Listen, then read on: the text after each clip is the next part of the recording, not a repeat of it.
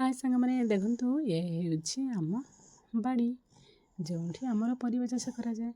ଏଠି ସବୁ ପ୍ରକାର ଗଛ ରହିଛି।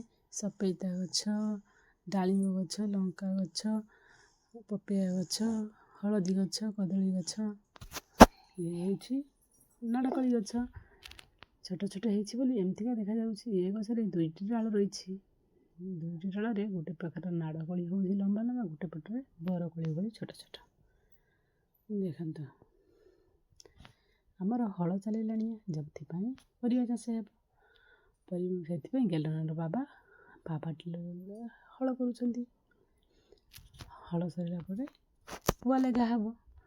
ଆପଣଙ୍କର ପରିବା ଚାଷ ହୁଏ କି? ଯଦି ହୁଏ ଆପଣମାନଙ୍କର ପରିବା ଲଗାଗଲାଣି କି ନାହିଁ କମେଣ୍ଟରେ ଜଣାଇବେ।